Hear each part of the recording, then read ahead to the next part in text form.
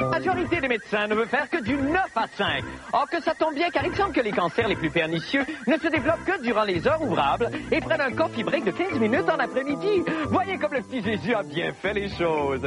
Et depuis hier, Québec interdit la vente de billets de loterie aux mineurs. Ah, ces mineurs, avec leurs petites pioches et leurs casques avec des lumières dessus, n'avaient-ils pas eux aussi droit à leurs rêves? Bon, je sais que ce n'est pas de ce type de mineurs dont il est question là, mais coudonc, c'est mon show, mais coudonc, allez dans ton génial. Oh, bonne fête du monde, mesdames et messieurs! Tout d'abord, des nouvelles de moi. Oh, mon Dieu, qui c'est qui a une petite gâterie pour son public aujourd'hui? Non, c'est pas moi, non? Non! Puis oui, c'est moi. Vous m'avez eu tout de suite, je suis tellement pas acteur, moi. En effet, vous savez, j'ai un méga nanan pour toi, ma public, ce soir. Vous avez sûrement entendu parler de la ministre fédérale des Ressources humaines, Mme Jane Stewart, qui a égaré un milliard de dollars et que personne n'arrive à retrouver. Bon, on lui en veut pas. J'ai moi-même perdu un gant l'an passé que j'ai retrouvé dans une manche de mon manteau ce matin même, alors imaginez. Mais toute cette histoire de milliards écartés nous a inspiré une des plus émouvantes. Émouvante, c'est pas le mot que je cherche. C'est une des plus vibrantes. Vibrante et correcte, mais c'est pas ça non plus. Envoûtante, peut-être. Non, ce n'est pas ça. Une des plus... je dirais une des plus mauvaises. Sinon, ça, c'est bon. Sinon, la plus mauvaise comédie musicale à avoir été montée à Montréal. Et là, moi, j'ai joué dans Pet Shop en folie avec Francine Ruel, et je sais de quoi je parle. Alors, allons-y avec quelques extraits choisis de cette comédie musicale intitulée Katsutu, ou les subventions perdues. Vous êtes prêts? Premier extrait. Nous sommes devant le Parlement. Nous sommes en août 1999 et M. Jean Chrétien, joué par moi, annonce à Jane Stewart, rôle interprété de façon assez, rocambolesque par la jeune et jolie Maë Paiement, qu'elle sera ministre des Ressources humaines. Alors, on écoute et on ressent. Madame Jane Stewart. Monsieur Chrétien. Je vous nomme ministre des Ressources humaines. Moi? Vous? Mais... Chut, vous êtes maintenant ministre canadienne. Je suis ministre canadienne et je veux donner des subventions. Mais Jane, vous voulez donner des subventions canadiennes. Mais à qui? À qui? À qui? Comme je serai lousse avec mes scènes, j'en donnerai à qui veut être subventionné. Les jeunes, les vieux, les beaux, les laids et même les schizophrènes. Ah oui, ah oui, ah oui. Ah oui, ah oui, c'est de la merde, hein? Mais ça, c'est rien, hein? Tableau deuxième. Pour des raisons qui m'échappent, Jean Chrétien et la ministre Jane Stewart organisent un beach party impromptu. Alors, on regarde et on essaie cette fois-ci de ne pas trop ressentir si c'est possible. Allez. Ouf, comme il fait chaud. Et tous les Canadiens qui sont contents d'avoir mes subventions. Ça me donne envie d'aller sur la plage. Allez, monsieur Chrétien, ne soyez pas vieux jeu, enfilez votre vieux braillet, venez danser le yéyé. Ah la la la la la la la la la. Oh, le plaisir d'être sur une plage. Lorsqu'on a donné nos subventions. Oh, le plaisir d'être sur une plage. On peut se permettre d'être polisson.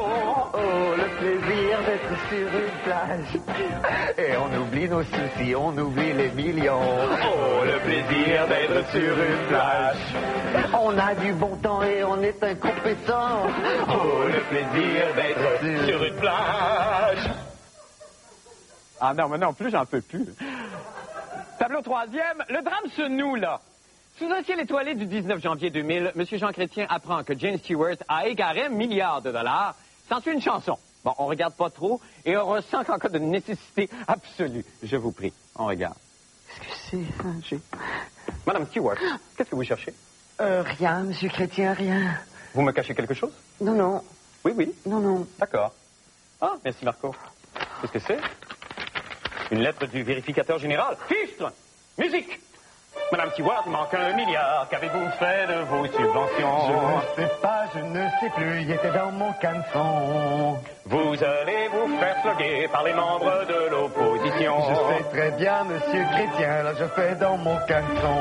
Mais je saurais bien les affronter. Non, vous ne pourrez pas, je devrais raconter n'importe quoi. Oh non. Oh oui, Oh non. oh oui, Oh non. oh oui, Oh non. oh oui, oh non.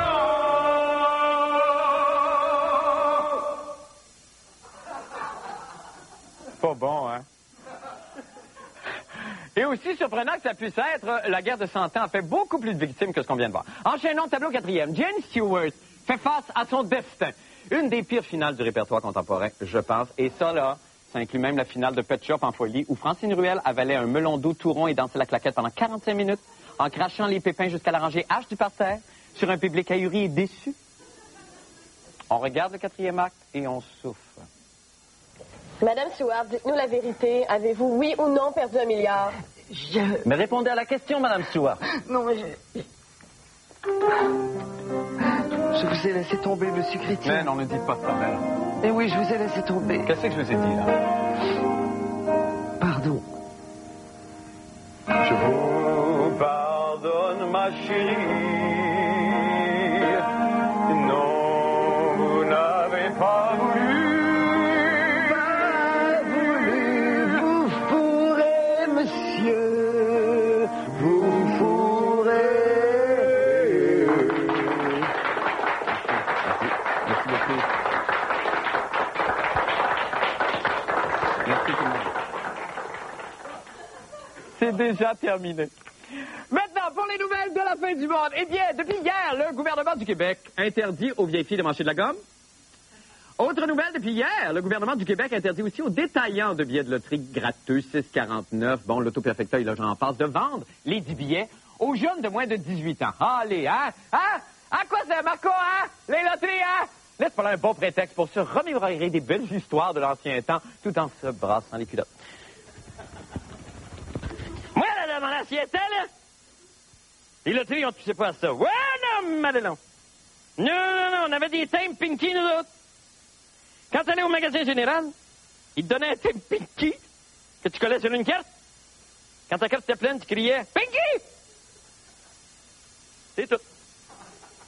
Mais ça faisait du bien, par exemple, parce que là, il y avait une grande fête dans le village quand tu criais Pinky. Les plus belles jeunes demoiselles venaient danser la Pinky Doo. Les plus laides, on les tuait, puis on faisait de la colle pour mettre sur les thèmes Pinky.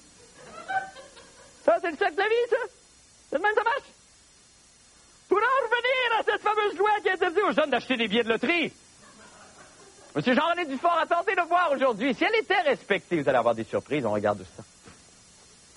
Vous serez heureux d'apprendre que depuis hier, il est interdit au Québec de vendre des gratteux aux jeunes de moins de 18 ans. On entend aussi nos chercheurs à l'Université McGill nous dire qu'à 13-14 ans, le taux de joueurs compulsifs serait 2 fois plus élevé qu'à l'âge adulte. Donc, ce serait autour de 4 % quand vous avez 13 ou 14 ans et 2 % quand vous êtes un adulte. Alors, on se dit, il ne faudrait pas que la loterie soit une porte d'entrée vers un comportement de jeu dont on connaît les ravages.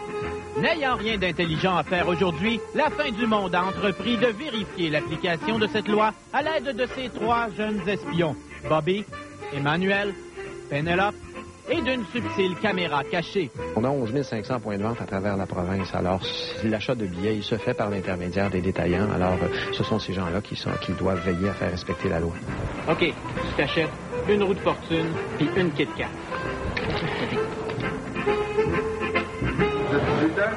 Oh, oui. Une fortune, s'il vous plaît. Est-ce que tu as 18?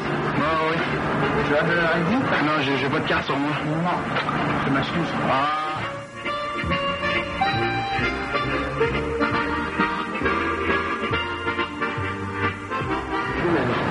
J'ai 19 ans. 19 ans. Bobby, 16 ans, a réussi 2 fois sur 3. Bravo, Bobby. S'il y a une première infraction, ce serait un avertissement. Deuxième infraction, suspension de 30 jours du permis de vente de loterie. Troisième infraction, retrait définitif du permis de vente de loterie.